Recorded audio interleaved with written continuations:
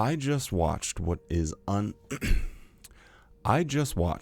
undoubtedly the most interesting video ever made at the Jehovah's Witness headquarters known as Bethel. And what's even crazier is that this wasn't made by Watchtower, but an independent filmmaker who just so happens to perhaps be the voice actor that plays the dad in the Caleb and Sophia cartoons. My son, when you look at the stars, you are seeing the past. Time is a puzzle I am trying to solve. Jehovah wants to be your friend.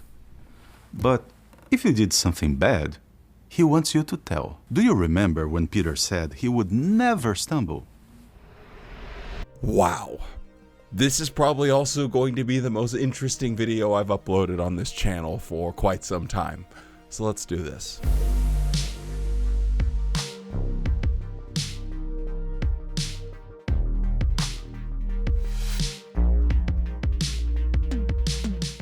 Hello and welcome back to the JW Thoughts channel. My name is Wally, and today, well, I already said it in the intro, so I don't have to tell you what we're doing, but quickly before we get into it, don't forget to drop a like on the video. I know I say it all the time, but it genuinely makes a huge difference in how the video performs in the YouTube algorithm and is very much appreciated by me. Comment something down below, say hi, say what you ate for breakfast, I don't really care. Helps with the algorithm and all that good stuff. So before we get right into what this actual independent film is, let's lay the groundwork for at least what we know about the filmmaker. And to do that, we can actually look at some older Watchtower videos, which he is featured in. The intro with the stunt plane was significant, I think, because it showed that the governing body was sending a message to children everywhere, saying that this is for you. But also said to them, this character, he's just like you. He's got an imagination, likes to play, and also, just like you, he wants to be Jehovah's friend. Well, that first video had hard deadlines that had to be met. To meet those targets, some of the brothers had to at times work for 30 hours straight on their computer. Then they would take a nap, get back up, and continue their work. But the brothers had a beautiful spirit. They told me a soldier does not work from 8 to 5. He does whatever the cause demands. Satan's at war with our children. We'll do whatever it takes to combat the devil. The governing body completely shaped the teaching, the tone of this series, as you would expect. So we see a clean-shaven version of him talking about the initial push to make the Caleb and Sophia cartoons. And by the sounds of it, they were being overworked. I'm not entirely sure how it's not completely illegal to work a volunteer worker that you're not paying for 16 hours per day to where they have to like sleep in their office. But I do think that this really highlights just how dedicated this person is. And from what I've heard from sources in the walls of Bethel is that he has been there for about 30 years nearly. So he's been there for a very long time, and he's clearly a hard worker. And I do think that Watchtower actually leans on him for his filmmaking kind of vision. Here's another clip where he pops up, this time not as clean shaven. He's got a good old mustache that he's rocking. And here he's talking about how he's approaching helping with the Jesus drama. You're asked to flesh out an entire world, a culture, and hundreds, actually thousands of characters that appear in these accounts, to do so with very limited information actually in the Bible. How do we add enough details to connect with the audience, but without overstepping by introducing teachings or ideas that contradict the Bible's message? And so it's simply a matter of going and doing as much research as possible to find out what is known. And of course, there's an entire team devoted to doing research for our publications, and we have access to those brothers and sisters. Something that has been incredibly valuable for every screenwriter on this project is to see members of the teaching committee sit at every table read for each script and then proceed to give us direction, ask questions, give us direction on what to go and research further, what to remove, and in many cases, what to add. Watchtower are masters of extracting a maximum amount of value out of people and giving them absolutely nothing in return. And it seems like we have a very similar situation with this, especially after you see how this movie was put together. I actually enjoyed watching it myself, and I encourage anyone, don't be mean in the comments, don't be a weird loser or anything and harass this poor guy. He's already been through enough being at Bethel for that long.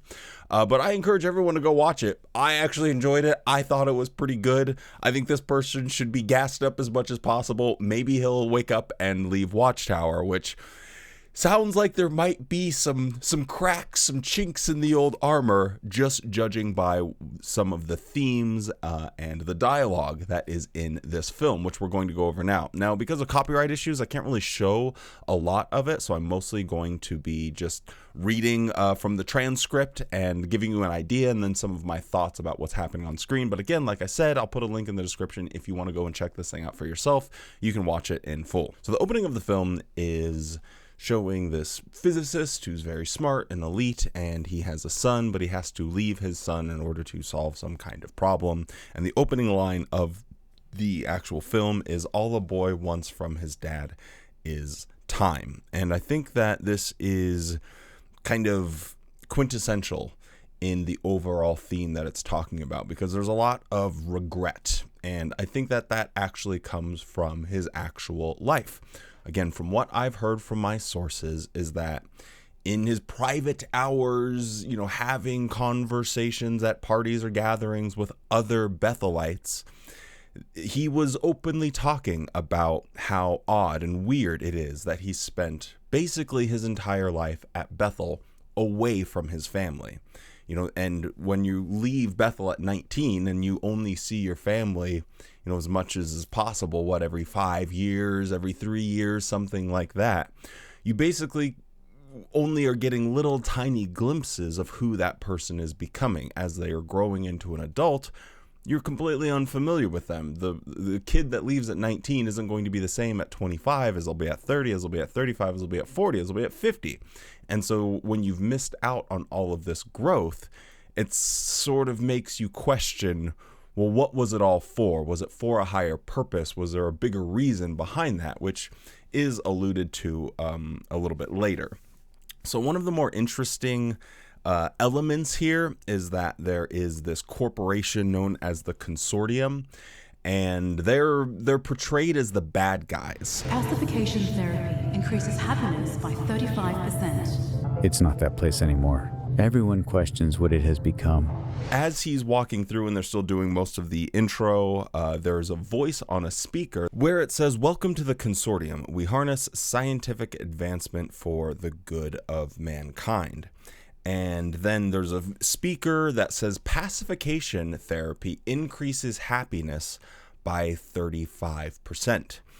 And then he goes back to narrating and says, "It was once a place for great minds with noble ideas, but it's not that place anymore. Everyone questions what it has become, but I love what it could be. I want this to be for the good of humankind, and I want to see a way to make it happen." So the bad guys in this story, this consortium, are preaching a message of pacification and unification. And his observation in the story is that there's been a degradation. It's not what it used to be. They kind of fear what this thing has become. And I think the line, "everyone questions what it has become," is really fascinating. Again, I don't know if this is at the front of his mind as he's writing this, or if it's a little voice in the back of his mind as he's writing this. Maybe it's somewhere right in between. But you can't help but interpret this a little bit. You are a Bethelite working at an organization that is making massive changes that, by all accounts, every Jehovah's Witness is like, wow, what is this thing really becoming. Of course, there's always going to be those delusional people that will just drink up anything Watchtower says, but I would say that they are not the majority. That's kind of the lunatic minority. I would say most normal, average Jehovah's Witnesses are probably like, blood, the beards, the time, pants, like all of it's kind of strange, and they question what it has become. So you have this consortium who's preaching a message of pacification and unification that everyone is questioning. And that is just the intro. That is how they're setting up this story. So again, I would hazard a guess that this person is very much, and again, by the first-hand accounts that I have from the sources, this person is struggling with their life as a Bethelite. So then we're introduced to another character who's going to be working with the main character, and he is going to start asking some questions, but he's actually being monitored. They're monitoring everything that people are doing.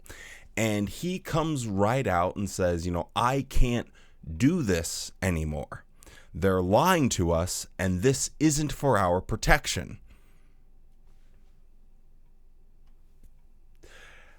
So now we have someone that is being shown as like questioning things, and the consortium is getting very obsessed with making sure they're monitoring this person's movements because they are now questioning this unification that the consortium is preaching. Now, as he is talking about this, he says, I can't stay silent anymore. And through the loudspeaker, it's very muffled, so it's hard to hear exactly what they're saying. But you can hear words like obedience, and you will be rewarded, and different things like that. And then the main character comes through and is saying, hey, this guy, he's actually been having doubts. And then he says that a lot of his predecessors who have had doubts have either been disappeared or pacified. Now, I think that this just is so obviously, again, it doesn't really matter, but this is so obviously a commentary on how things are as a Jehovah's Witness, where there's this constant pressure and this feeling of this massive, big organization that's bigger than you. And you feel sort of helpless in there. And anyone that does express doubts, anyone that does try and raise concerns, legitimate concerns, is either disappeared or disfellowshipped, or they're pacified, where they're like, okay, well, you can have those doubts, but you have to keep them to yourselves. You can't be outspoken about it, because if you are, then you're going to be shunned, disappeared, removed, whatever the case is. Anyway, so I'm just blown away that this has been made. Like, you can clearly see why I think that this is so incredible. Just the themes that they're talking about are such a direct comparison to what someone that left the Jehovah's Witnesses would make an independent film. If you were a Bethelite and you were a filmmaker, this is the type of thing that you would make after you leave. So it's insane to me that this is being made while he's currently a Bethelite using Watchtower equipment on Watchtower property.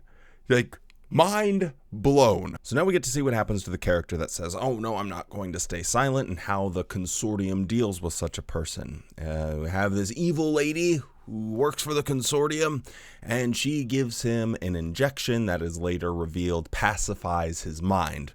What that exactly means, I guess they just turn him, like neuralize him, Men in Black style, I suppose, but with an injection.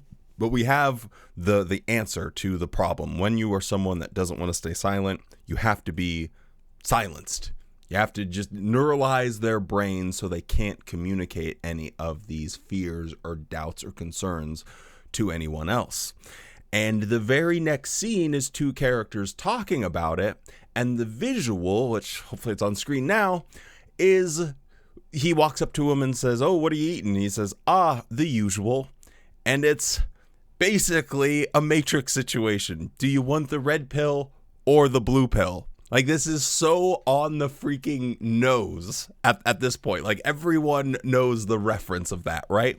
So clearly this isn't just a mistake or by happenstance.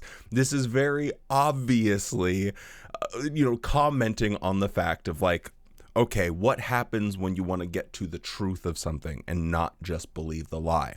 Do you want to just go along and live your life as a pacifist, or do you want to become a participant in it and actually try and affect change for something that you can identify as being fundamentally wrong or flawed, or that you've been lied to about something?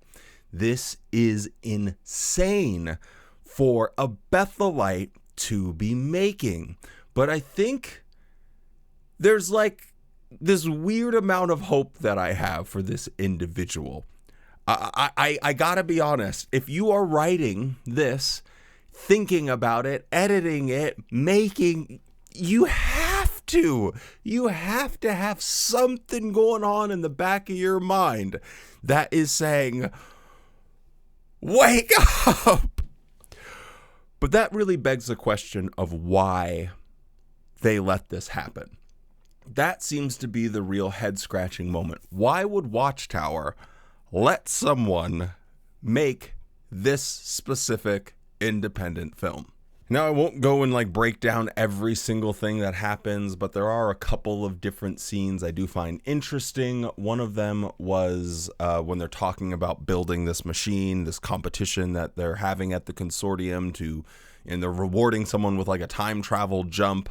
Again, we won't get into the weeds of the whole entire story here, but one of the lines he says is, a consortium could make the machine at once if you stop pacifying its brightest people. And I know for a fact I'm reading way too much into everything here, but I think this is a clue as to why Watchtower is allowing this person to make this film. Go and kind of give you the speedrun version of what happens here at the end. They are working, the father and the son are working on this equation with the promise of getting this time travel jump from the consortium. They figure out the problem, and then the consortium, they go back on their words, saying we can never let either of you jump and risk rewriting our timeline. So they go back on their promise, and then they're going to prepare for 2 pacifications. And obviously they're arguing, and he's like, or one of the ladies, she's like, you're such an idealist, just like your father. He's like, please tell me who I've been competing against. And it's like, well, they haven't actually been competing against each other. They're competing with each other. Anyway, and there's like some questions about like what this has become. Like, help us, don't let this consortium be the thing that ruins humanity, but let's let it be something that actually works with humanity. And then it ends with, the question, like, man, if I could just go back and tell you one thing that someone wants from their father is time. At the end of the day, it wasn't about saving all of humanity. It was about spending time with your family, being there for the people that you love.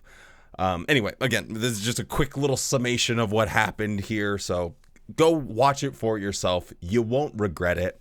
It is pretty interesting. But let me just give you some of my random thoughts about what I think about this in totality, stepping back and looking at it. So first off, is this actually Caleb's dad from the cartoon? Is this the same voice actor? I think so. That's what my ears tell me, but I'll play the 2 clips side by side so you can decide for yourself. Comment down below. Let me know what you think. My son, when you look at the stars, you are seeing the past. Time is a puzzle I am trying to solve. Jehovah wants to be your friend. But if you did something bad, he wants you to tell. Do you remember when Peter said he would never stumble? But the big whopper of a question is why? Why would they do this? And at first, like when I very, very first heard about this, I thought, okay, there's no way Watchtower knew, like really, like the governing body, it never made its way that high up. They couldn't have known about it, because if they had like taken a look at the script, if they had examined it, maybe there's a good chance that they'd be like, nah, I don't think we're going to really approve of that. But then I had to like really, I've been sitting with this for a couple days, And the more I think about it, the more I'm convincing myself that they couldn't say no. Because if you didn't let him make this film that he's obviously very passionate about, if you don't afford him the opportunity after working him 16 hours a day, having him go to Australia to help set up the Jesus drama series, obviously this is a very important piece in the Jehovah's Witness movie production world, or he is. So could you honestly say no if you looked at this script and you saw these themes of obedience and compliance and pacification and questioning the authority? Because would that put more egg on your face? If you went to him and said, well, you can make this, but you're going to have to change some of the themes. Well, why? Obviously, I'm not part of a controlling organization. Our organization's all about love. So if you denied the script, or you would essentially be telling on yourself. You say, oh no, you can't make that because it's actually kind of a commentary against us. You couldn't actually come out and say that. Now you could be like, well, we are not going to allow you to use these dedicated funds for, just this little side project and everything.